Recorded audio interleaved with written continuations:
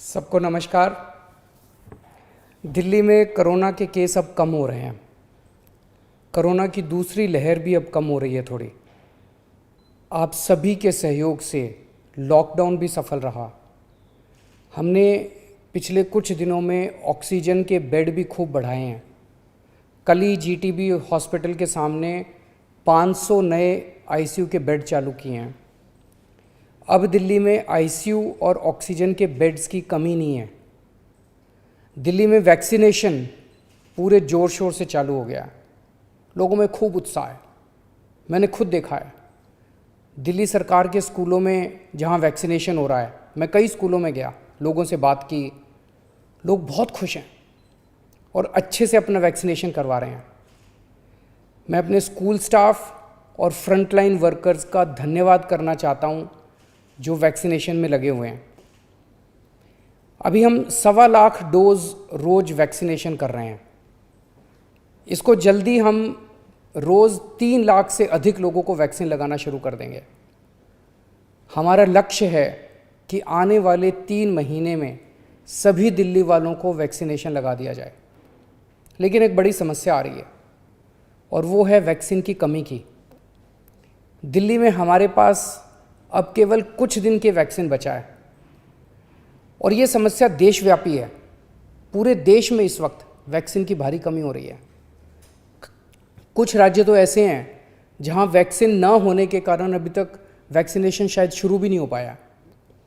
Vaccine की कमी देश के सामने इस वक्त बहुत बड़ी चुनौती बन गई है। आज केवल 2 कंपनियां वैक्सीन बना रही हैं। ये दोनों मिलके महीने में केवल 6-7 करोड़ वैक्सीन बनाती हैं। तो इस तरह तो हम देश के हर व्यक्ति को वैक्सीन लगाने में हमें 2 साल से ज़्यादा टाइम लग जाएगा।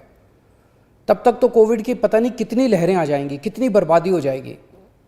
इसलिए ज़रूरी है कि हम भारत में वैक्सीन का उत्पादन युद्ध स्तर पे बढ़ाएं और देश के हर नागरिक को अगले कुछ महीने में वैक्सीन लगाने की राष्ट्रीय योजना बनाएं।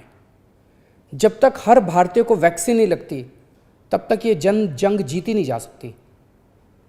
मैं आज एक सुझाव देना चाहता हूँ।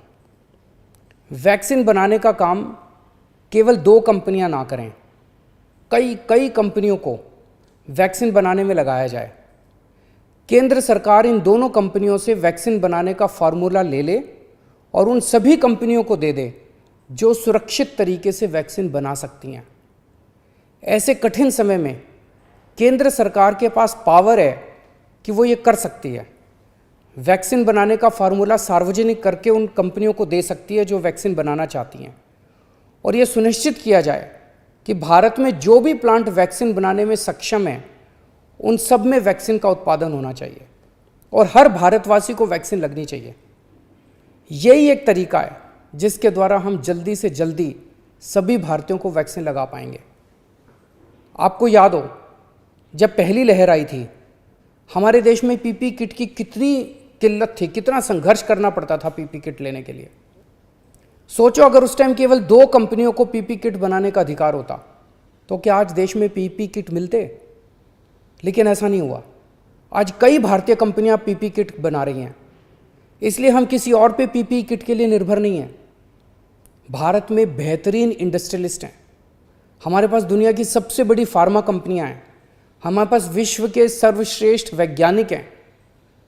मैं निश्चित तौर पे ये कह सकता हूँ कि यदि उन्हें अवसर दिया गया तो वे अपना भरपूर सहयोग देंगे।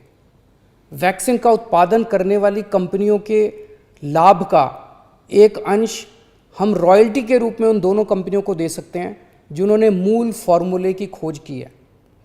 मुझे पूरा विश्वास है कि इस तरह हम अगली कोरोना की लहर के पहले भारत के हर नागरिक को सुरक्षा कवच प्रदान कर पाएंगे। मेरा केवल एक ही मकसद है कि किस तरह हम सब मिलकर हर भारतीय को कोरोना से बचा पाएं। अब खबरें पाइए सबसे पहले हमारे मोबाइल न्यूज एप्लीकेशन पर। एंड्रॉइड या iOS प्लेटफॉर्म पर जाइए, HW न्यूज नेटवर्क को सर्च कीजिए, डाउनलोड कीजिए और अपनी सुविधानुसार भाषा का चयन कीजिए। खबरों की भीड़ में अपने काम की खबर पाते रहिए।